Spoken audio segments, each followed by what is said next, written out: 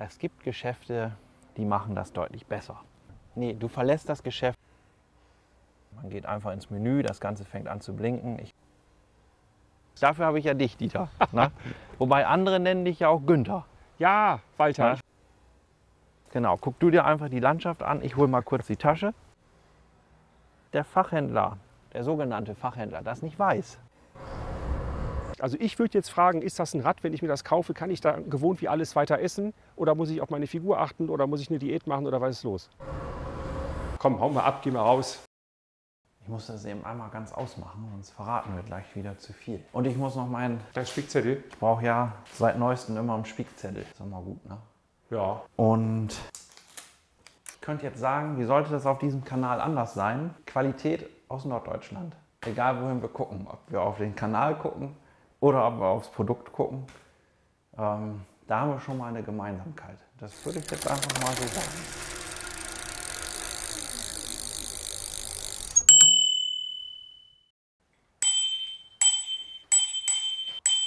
Und hier ein weiteres Video mit Nils Hogendorn. Moin erstmal. Und du siehst hier das Stevens E-Strada 6.3.4 FEQ. Ich finde ja immer dieses 6.3.4 und 7.2.5 und so weiter. Mich verwirrt das immer restlos. E-Strada, das kann man sich schon mal gut merken. Strada ist ja nach wie vor ein Erfolgsmodell aus dem Hause Stevens. Und jetzt haben wir hier das sogenannte E-Strada 6.3.4. Wir können uns das gleich mal im Detail angucken. Erstmal sage ich noch, wie diese Farbe heißt, weil ich weiß immer nie, ob das im Video wirklich so aussieht, wie ich das jetzt sage. Das heißt Ivy Green. Also es ist wirklich ein ganz dunkles Grün. Man könnte sagen, ja, das könnte auch mir gefallen. Tut es auch, bin ich ganz ehrlich. Ich bin auch schon drauf gefahren, also kann ich auch den einen oder anderen Fahreindruck erzählen. Auch das ist möglich. Bevor ich das alles mache, hätte ich gesagt, gehen wir mal einmal los, gucken uns die Ausstattung an. An der Stelle sage ich gleich immer, Ausstattung ist ja nicht alles. Ne? Wichtig ist ja, dass das Fahrrad auch wirklich zu deinem Einsatzzweck passt, zu dem passt, was du damit machen möchtest. Und noch viel wichtiger, zu deinen Körpermaßen. Und dann kann ich auch gleich einmal kurz erzählen, dass Zweirad Hogendorn nicht nur einen schönen YouTube-Kanal hat, sondern auch ein schönes Fahrradgeschäft. Und das findest du am Esch 2 in 26349 Jadderberg. Und wenn du zu uns kommen möchtest, buchst du einfach einen Termin über die Webseite www.hogendorn.de. Da findest du dann auch die Terminseite. Suchst dir einen Termin aus, Wunschdatum, Wunschuhrzeit, kommst zu uns, wirst ausgemessen, wir gehen ein paar Fragen durch, sodass du nachher wirklich auch sicher bist, dass dieses Rad oder eventuell dieses Rad wirklich zu dir passt, dass du da maximalen Fahrspaß darauf erleben kannst und ja, ein schönes Fahrrad hast. Weil darum geht es letztlich, dass du Spaß hast beim Fahrradfahren. Uns ist das wichtig, darum der Termin. So, und jetzt zum Fahrrad. Loslegen. Und bevor ich meinen Zettel vorlese, gucken wir uns einmal das ganze Rad so schön von der Seite an. Und es heißt ja E-Strada, was ich aber am coolsten finde tatsächlich, ist einfach, man sieht da mal so gar nichts von, dass da ein E-System oder ein Antriebssystem verbaut ist. Also wirklich gleich null. Es sei denn, man weiß, wo man hingucken muss. Also wenn du mal hinten auf die Kassette guckst, da haben wir auch diesen schönen Speichenschutz. Aber die Kassette, der Speichenschutz und auch von der anderen Seite die Bremsscheibe, die verdecken den Motor wirklich komplett. Weil, ja, was soll ich sagen, da ist ein Heckmotor verbaut. Und das ist in dem Fall der Mahle X35, der vergleichbar ist mit einem Mittelmotor, der 40 Newtonmeter hat. Also damit du mal so ein ungefähres Gefühl hast, so, ja, was ist das für ein Drehmoment? Beim Heckmotor kann man das ja nie so ganz vergleichen. Also Zahlen ist ja immer die eine Sache. Man kann jetzt sagen, so 40 Newtonmeter, 50, 85 und so weiter. Aber wie fühlt es sich wirklich an? Darum geht es ja. Und dieser Motor fühlt sich wirklich an wie 40 Newtonmeter. Also ich bin auch drauf gefahren. Ich kann das auch genauso bestätigen. Wenn wir über Motor sprechen, können wir direkt danach auch zum Akku übergehen. Und wir haben hier einen 250 Wattstunden Akku. Man könnte jetzt im allerersten Moment tatsächlich auch sagen, so 250 Wattstunden. So im normalen E-Bike-Bereich, da sind wir ja locker bei 500, 600, 750 Wattstunden Akkus. Das ist auch so, aber da muss man auch einfach dazu sagen, Stevens ist mit dem E-Strada einfach im Urban-Bereich unterwegs oder urbanen Bereich unterwegs, wie wir es jetzt auch immer nennen möchten.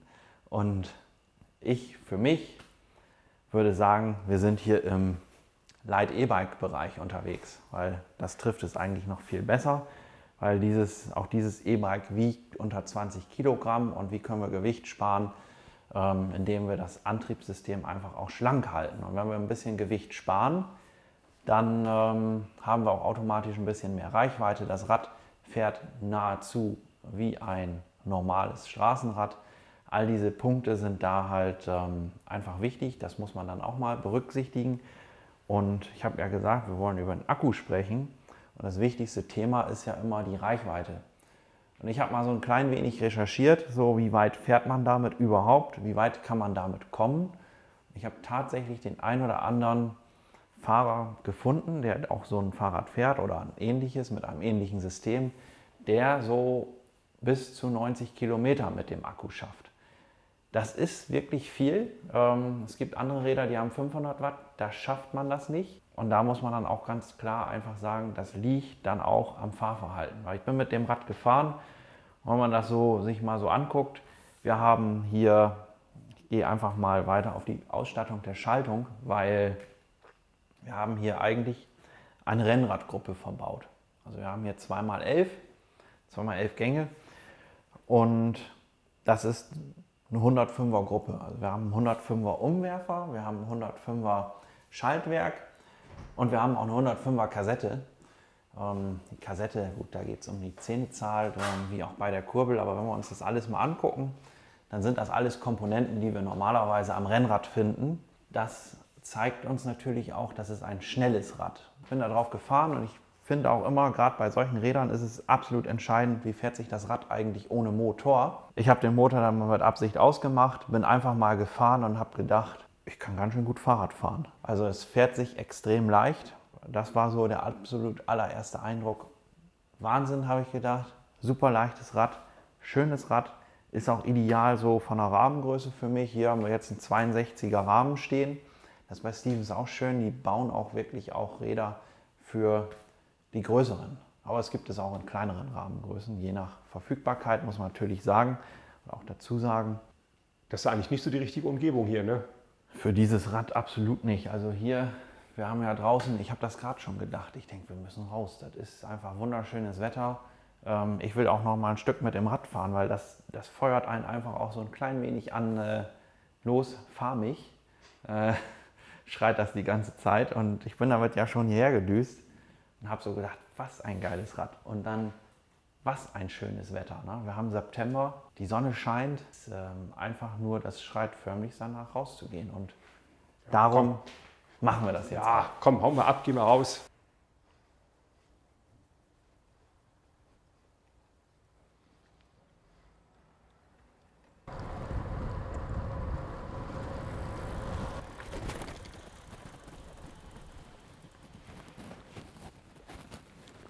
So.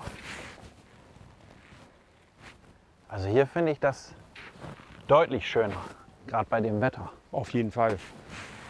Wenn man sich das Rad mal so anguckt. Ich gehe mal aus dem Bild. Auch wenn man Ja, komm, gib mal rüber. nee, ich muss erst vielleicht, mach doch in die der Tasche. ein oder andere weiß ja gar nicht, was das ist. Ach so, ja. Und ich bin ja schon oft gefragt worden, auch in den Videos ganz zu Anfang bin ich immer mit so einem Ding rumgefahren. Das ist ein Airbag für Fahrradfahrer. Den findest du natürlich auch bei uns. Also guck dazu einfach Ja, mal ganz unter... frisches Video. Geht heute online, witzigerweise, wo wir das gerade drehen hier. Was, das geht Höfting, ja. Der Höfting? Ja, Höfting. Geht heute online? Heute online. Ah, okay. Ja, und das ist ein Airbag für Fahrradfahrer. Aber darum geht es ja nicht. Der Ne? sicherste Fahrradhelm ist kein Helm, irgendwie so. Ja. 8-mal sicherer als ein Fahrradhelm, weil hier wirklich knallt einmal und dann hast du wie so eine Trockenhaube damals deine Oma auf hatte, hast du dann auf einmal, aber Sag nichts gegen die Oma, du. nee, da meine ich, ist ja auch nicht dagegen, aber das ist für den Schutz. Weil so urban ist das hier ja auch nicht. Ne? Nee, das kann man nicht sagen. Also Ich finde aber auch wirklich, die Tasche mache ich auch ab.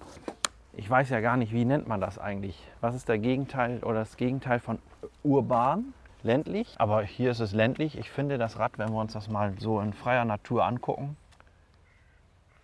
In der Tarnfarbe. Ich muss jetzt mal verunsichert nachfragen. Kommt das ins Video? Ja, würde ich Ja, einfach gut, dann machen, machen wir ne? das ins Video. Ich guck mal Ich direkt. finde, das macht schon eine gute Figur, auch gerade so im ländlichen Bereich. Vor allen Dingen, es hat ja eine schöne Tarnfarbe hier. Das fällt ja fast gar nicht auf. Man sieht das gar nicht. Ich muss das noch ein bisschen schneller aussehen lassen. Das ist ja ein schnelles Rad. Ja, man sagt einfach tatsächlich provinziell, dörflich oder ländlich. Provinziell. Oh, wir sind hier in der Provinz. Das klingt gut. Wir sind provinziell, das klingt vornehm, ne? Provinziell. Echt. Das vornehmende Stevens Bike. Das ist schon ein vornehmendes Fahrrad, ne? Ja. Was wollte ich gerade denn noch sagen dazu? Ich weiß es wieder. Provinziell haben wir ja jetzt festgestellt, ist das hier. Ich finde, gerade zum provinziellen Einsatz gehört ja eigentlich eher das Gravelbike. Und das hier ist ja ein Urban. Wobei der Tag wird kommen, in dem jeder auf seinem Gravelbike wieder einen geraden Lenker baut. Und dann ist dieses Rad nicht weit vom Gravelbike entfernt. Das ist meine Meinung. Wie du das siehst, das kannst du ja gerne mal in die Kommentare schreiben. Freuen wir uns auf jeden Fall drauf, weil ein reines Gravelbike, muss das unbedingt den Rennlenker haben? Oder geht es auch mit einem geraden Lenker, so wie in diesem Fall hier. Hier ist eigentlich alles dran zum Graveln. Oder kann dran gebaut werden, weil wir haben hier ja einen Alurahmen. Und am Alurahmen ist es ja eh immer etwas einfacher, auch mal einen Universalhalter für eine Tasche zu bauen oder irgendwas zu machen. Ne? Alurahmen finde ich wunderschön übrigens. Gerade auch aus dem Grund, weil oft wird über Schweißnähte gesprochen, geschimpft, gemeckert. Wie auch immer. Aber hier passend zur Zeit, dieser Rahmen ist fast verwechselbar mit einem Carbonrahmen, weil wir haben hier glatt gebürstete Schweißnähte. Das sieht auf jeden Fall sehr hochwertig aus, kann man schon sagen. Verleiht dem Ganzen schon echt eine besondere Optik. Und was ich dir auf keinen Fall vorenthalten möchte, das ist, dass die Züge hier wirklich voll integriert sind. Also hier sehen wir noch den ein oder anderen Bremszug oder die Bremsleitung, Schaltzug. Und dann läuft das hier über den Vorbau, durch den Steuerkopf, quasi alles in den Rahmen und verschwindet. Also du siehst kaum etwas davon. Das sorgt natürlich auch nochmal für eine absolut cleane Optik und verbessert garantiert auch den Aerowert. Wobei, ich hätte jetzt gesagt, da wird der Fokus bei diesem Rad wahrscheinlich nicht zu 100% drauf liegen. Ich glaube, hier macht man es wirklich aus Optikgründen und muss ich echt sagen, mir gefällt es sehr gut. Gerade auch aus der Fahrerposition, wenn ich auf dem Rad sitze, dann sehe ich kaum einen Zug oder irgendein Kabel oder was auch immer. Gut, hier der von der Vorderradbremse, der ist natürlich sichtbar. Kann man auch anders machen, aber finde ich absolut in Ordnung in dem Fall. Ja, und dann kommen wir zu den Bremsen und ich muss mir bei dieser Bezeichnung von diesen Bremsen immer einen kleinen Spicker machen, weil die Shimano BR-RS 405 ist hier verbaut. Absolut alltagstaugliche Bremse, das kann man schon so sagen. Die Griffweite ist einstellbar über eine kleine Inbusschraube. Auch das sorgt dafür, dass es einfach komfortabel und sicher ist von der Handhabung. Also die Weite vom Bremshebel zum Lenker kannst du einstellen, sodass es halt auch für deine Handgröße dann ja, optimal zu bremsen ist oder zu greifen ist, wie wir es auch nennen möchten. Ist eine hydraulische Bremse, was ja heutzutage nahezu ein Standard ist, aber ich erwähne es nochmal, weil man weiß es ja nie.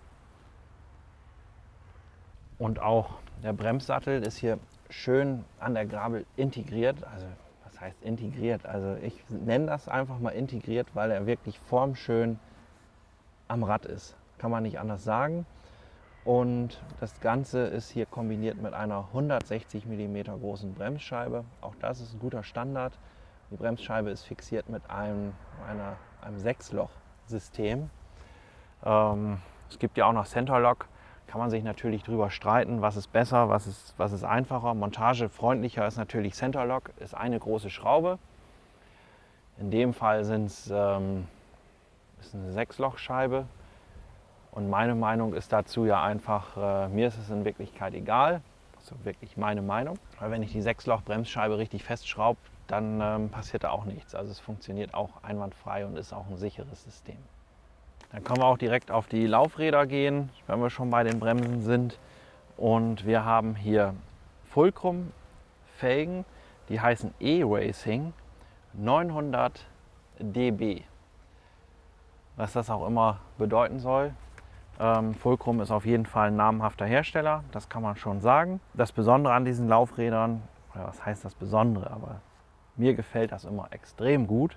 Also wenn du schon öfter mal ein Video von Zweirad-Hugendorn gesehen hast, dann weißt du, dass ich Fan bin von Steckachsen und nicht von diesen 5 mm Schnellspannern, sondern eher von diesen etwas dickeren Steckachsen. Und hier haben wir vorne eine 12 mm Steckachse oder Schraubachse, so kann man es auch nennen. Wird hier mit einem Inbus auch das Vorderrad fixiert. Und das Schöne an diesen dicken oder dickeren Steckachsen ist einfach, dass die Gabel dadurch einfach deutlich verwindungssteifer ist. Also das ganze Rad ist steifer, weil auch im Hinterrad haben wir eine 10 mm Steckachse, was auch einfach dazu führt, dass das Rad ja, vom Fahrgefühl einfach ein sehr steifes Fahrgefühl hat. Steifigkeit bedeutet ja auch immer Vortrieb.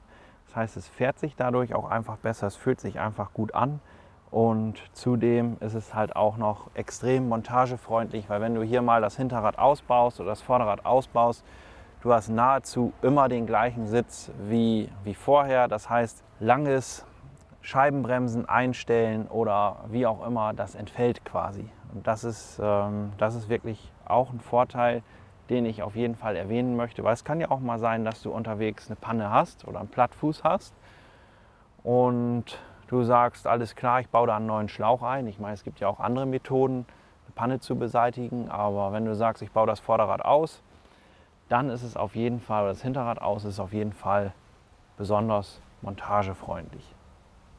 Und als Reifen ja, haben wir hier eigentlich einen altbekannten, das ist der G1 aus dem Hause Schwalbe. Ich finde immer noch mit eins der schönsten Reifen, gerade für diesen Einsatzbereich. Und genau, G1 Allround muss ich vielleicht dazu sagen, weil du siehst ja schon, wir haben hier wirklich ein Profil, ein feines Profil. Ich finde immer, das ist ein schöner Gravel-Reifen.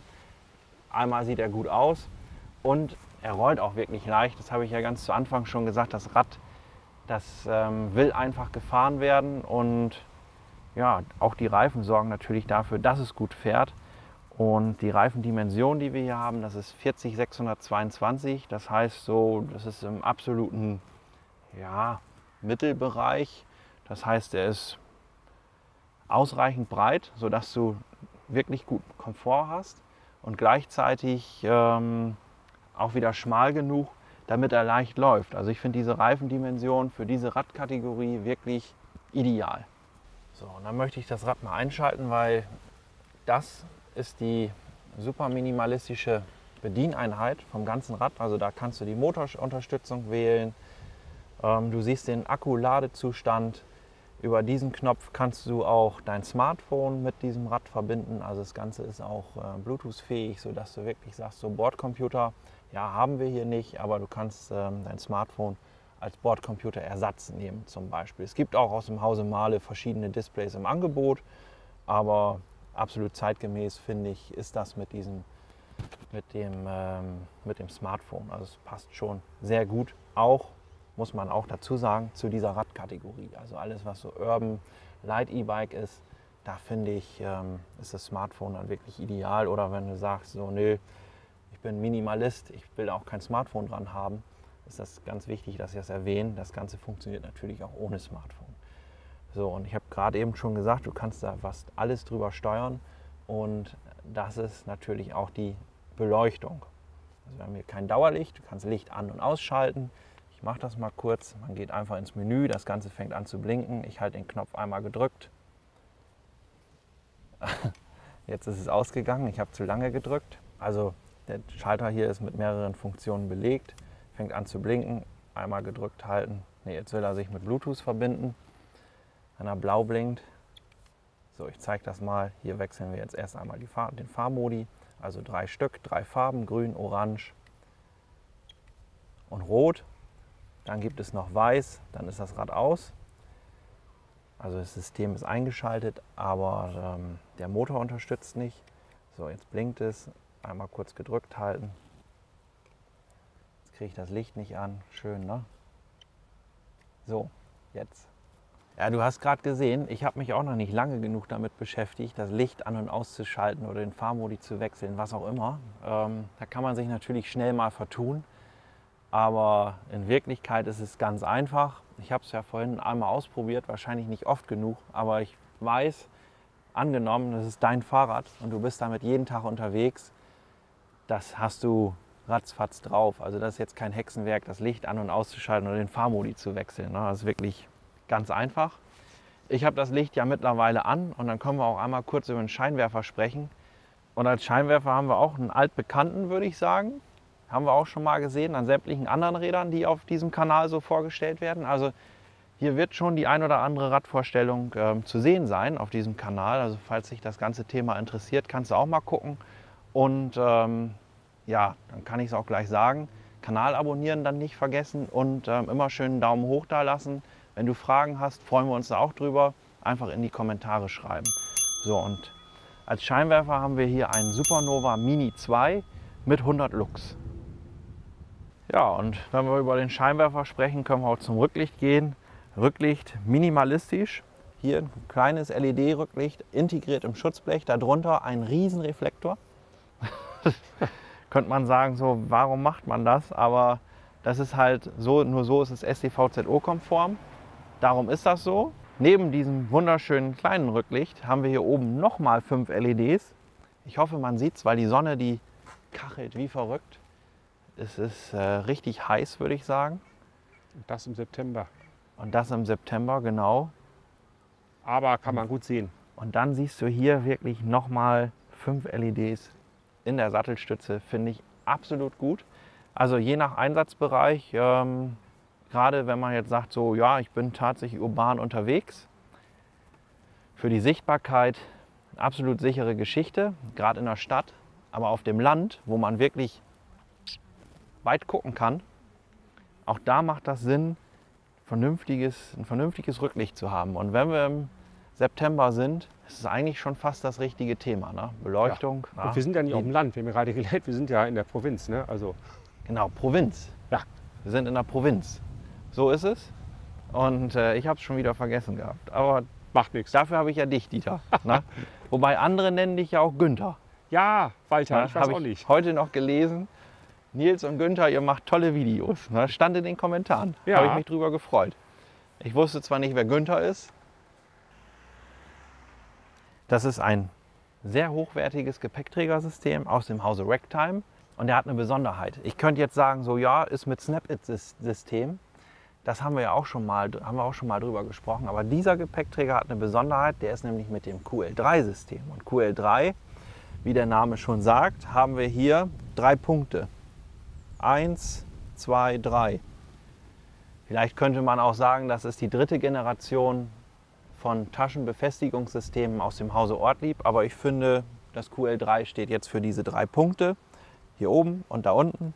Und so kannst du wirklich ganz einfach und bequem deine QL3-Tasche aus dem Hause Ortlieb an diesem Gepäckträger montieren. Und ich habe das gerade eben ja auch schon mal gemacht oder gezeigt. Und wenn du jetzt sagst, oh, nochmal zurückspulen, habe ich keine Lust zu. Ich kann ein bisschen Landschaft zeigen hier. Ne? Genau, guck du dir einfach die Landschaft an. Ich hole mal kurz die Tasche. Das ist zum Beispiel so eine typische Tasche mit dem QL3-System aus dem Hause Ortlieb. Weil falls du es noch nie gesehen hast und sagst, boah, das will ich auch haben. So einfach geht es zu montieren, sitzt absolut fest und so einfach ist es auch wieder zu demontieren. Also hier sind einfach 2 Haken, damit kannst du das ganze System entriegeln und ja, so einfach ist das. Falls du jetzt denkst, so, oh, ich habe mir doch erst ein Fahrrad gekauft, ich kann mir doch jetzt nicht das Stevens 6.3.4 FEQ kaufen. Kann ich dich beruhigen, weil im Lieferumfang von so einer Tasche mit dem QL3-System ist immer ein Universalhalter dabei, den du an deinen Gepäckträger schrauben kannst. Dann hast du auch diese 3 Punkte an deinem Gepäckträger von deinem anderen Fahrrad. und kannst auch ganz bequem so eine QL3-Tasche montieren. Der Vorteil, jeder, der viel mit einer Tasche unterwegs ist, der weiß, warum man sowas macht, wofür das genial ist. Also Handhabung ist einmal super, das kann man ja sagen, aber gleichzeitig schont das natürlich auch deinen Gepäckträger. Oft hört man das und sieht man das, oh, mein Gepäckträger, ich habe einmal meine Tasche dran gemacht, schon war er verkratzt. Ja, das ist so. Andere Hersteller liefern so Schutzpads für den Gepäckträger mit, aber am allerschönsten ist doch, wenn wir hier so ein System haben, wir machen die Tasche da dran und alles ist wunderbar.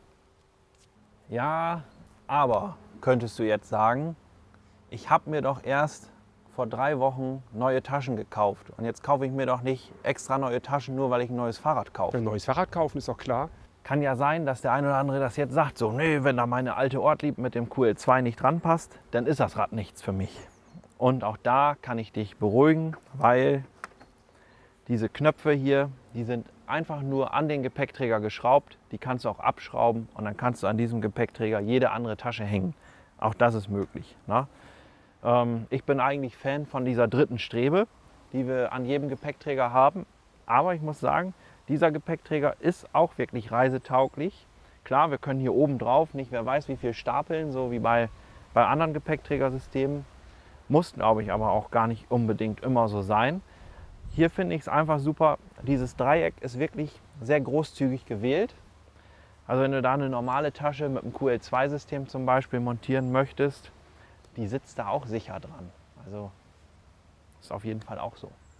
Feste Beleuchtung, Gepäckträger, Rücklicht, noch ein weiteres Rücklicht und so weiter, Reifen mit Reflexstreifen, also wirklich alles dran, damit es StVZO-konform ist und gleichzeitig auch absolut alterstauglich. Und hier haben wir natürlich auch Schutzbleche und auch die Schutzbleche finde ich erwähnenswert, weil die sind aus Metall. Metallschutzbleche. Oder aus Aluminium, könnte ich auch sagen. Also wirklich hochwertige Schutzbleche sind hier auch verbaut.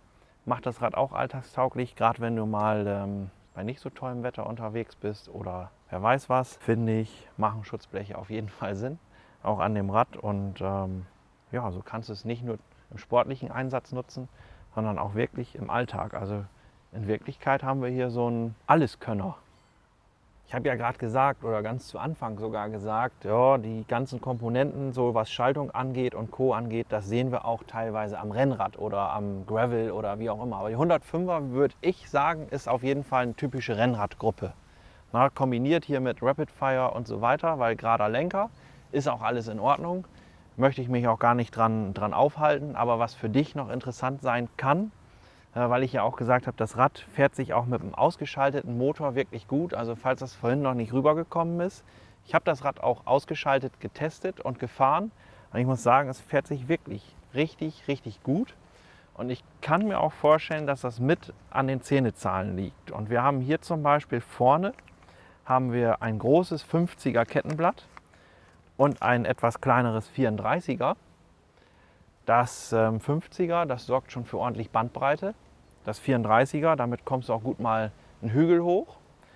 Und die Kassette, da haben wir ja eine 11-fach-Kassette, da haben wir 11 bis 30. Auch da haben wir eine schöne Abstufung. Ja, ich wollte es einfach gesagt haben, dass du auch weißt, so, ja, okay, was kommt da noch so auf mich zu? Muss ich das eigentlich beachten, wenn ich mit so einem Rad fahre? Ja. Ich weiß, dass der ein oder andere das auf jeden Fall beachtet. Es gibt natürlich auch mal welche, die sagen, ich fahre einfach. Muss sich gut anfühlen. Gut anfühlen ist am wichtigsten. Darum sage ich immer, Fahrradberatung, ab zum Fachhändler. Am besten ausmessen lassen. Am besten mal gucken, was stellt der Fachhändler für Fragen. Wenn er die Frage stellt, so, welche Rahmengröße brauchst du denn? Da. Soll ich frech sein? Ja, komm, hau raus. Dann suchst du dir besser, also nee, du verlässt das Geschäft und gehst zum nächsten oder wie auch immer. Ne? Weil das ist nicht die Frage, die du beantworten musst, das muss der Fahrradhändler beantworten können. Klar, das hängt auch von vielen Faktoren ab. Wenn einer sagt, weiß ich nicht genau, müssen wir mal eben gucken, ich muss dich ausmessen, das ist völlig in Ordnung. Aber wenn er dich fragt, weil er selber gar keinen Plan hat, wonach er gucken gehen soll oder wonach er gehen soll, dann weißt du, es gibt Geschäfte, die machen das deutlich besser.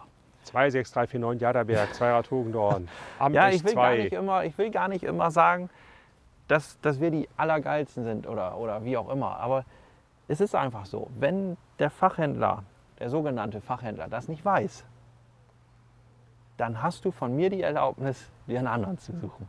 Na? Ja, das haben wir ja soweit alles hier. Ne? Jetzt haben wir wieder alles abgefrühstückt. Ich würde mal sagen, was noch fehlt, ist ja das, was ja unsere Zuschauer am meisten beschäftigt. Das ist ja das Systemgewicht. Also ich würde jetzt fragen, ist das ein Rad, wenn ich mir das kaufe, kann ich da gewohnt wie alles weiter essen? Oder muss ich auf meine Figur achten? Oder muss ich eine Diät machen? Oder was ist los?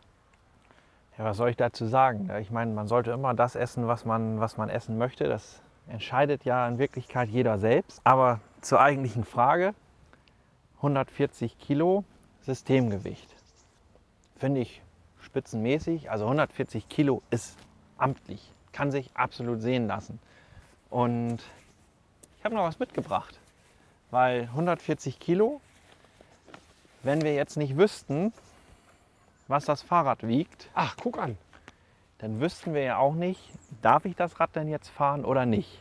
Na, weil, dass wir darauf achten und dass du das fragst, Dieter, das finde ich sehr gut. Dann wollen wir unseren Zuschauern das auch eben zeigen. Ich heb das mal hoch. Passiert da was? Ja, Jedes Mal. 0,10 Gramm. Ja, musst du am Sattel machen. Das passiert mir jedes Mal. Ja. So, wenn du mal kurz in meine Richtung drehst, das sind 16,5, 16 Kilo, 16,1 Kilo. Also der Hersteller sagt 16,6. Ich wusste das, aber Zweirad Hogendorn steht für authentische Videos. Darum haben wir auch die Waage dabei. Aus dem Hause Parktool, kann man auch mal dazu sagen. Ja, vielleicht haben die ja bei Stevens beim Wiegen mehr Luft in den Reifen gehabt. Ich wollte sagen Helium, aber oder Helium. das macht es ja noch leichter. Nee, aber ich finde 16 Kilo ist ein schönes Gewicht. Gleich kommen wir zur Bonusminute. Aber jetzt, Dieter, jetzt musst du einmal herkommen. Ja? Komm mal her. Ach so, ich soll herkommen? Ja, du musst herkommen, weil ich habe das ja schon einmal gesagt. Ja. Ich habe das ja schon einmal gesagt. Jetzt musst du das nochmal sagen, weil sonst sagen die, jedes Mal sagt er das zweimal in seinen Videos. Ah, aber sicher doch. Na? Ja. Mahlzeit. Nee, ja. Wenn dir das Video gefallen hat, dann lass doch bitte einen Daumen hoch da. Teil das Video. Falls du den Kanal schon abonniert hast, teilen ist eigentlich fast noch wichtiger, als den Kanal zu abonnieren, weil damit kriegen wir Sichtweite, werden gesehen, mehr Leute verfolgen uns, wir wissen mehr, was die Leute so sehen wollen, wir können mehr Content produzieren, wir wissen auch, was für ein Content wir produzieren wollen. Und ich komme mir gerade so ein bisschen vor wie so ein Versicherungsvertreter. Ich finde ja immer, das Schlimmste ist, wenn ich nicht weiß, was ich gar nicht wusste. Ja. Weißt du das? Weißt du, was ich meine? Ich weiß gerade nicht, was du meinst. Ich weiß ja manchmal nicht, was ich nicht weiß. Ja, ist richtig. Und das ist ja das Allerschlimmste und darum ist Teilen einfach gut. Ja. Und das war's, ne? ja, ich würde jetzt noch zur Bonusminute kommen. Da geht es auch noch mal ums Rad selbst, aber auch nicht so direkt, weil serienmäßig gibt es das nicht. Aber optional kannst du das dazu bestellen. Nämlich, wir haben ja gesagt, 250 Wattstunden Akku. Der eine oder andere sagt, das Rad ist super, aber der Akku ist mir einfach zu klein. Und für alle, die das sagen, wäre mein Tipp jetzt erstmal, nimm mal erstmal das Rad, fahr da mal mit und guck mal, wie weit du in deinem Einsatzbereich damit kommst. Und wenn es dann zu wenig ist, dann gibt es nämlich einen Range Extender. Den kannst du einfach hier aufs Unterrohr schrauben oder draufstecken, wie so eine Trinkflasche quasi, über den Akkuladeport anstöpseln und dann kannst du deine Reichweite vergrößern. Es kann ja auch sein, dass du sagst, am Wochenende fahre ich aber mehr als in der Woche zum Pendeln. Ich finde es aber cool, ein leichtes Rad zu haben. Und da finde ich, ist das absolut super gelöst mit dem 250 Wattstunden Akku, weil für die kurze Strecke reicht der alle Male. Und wenn ich am Wochenende weit fahren will, Range Extender drauf und Abfahrt.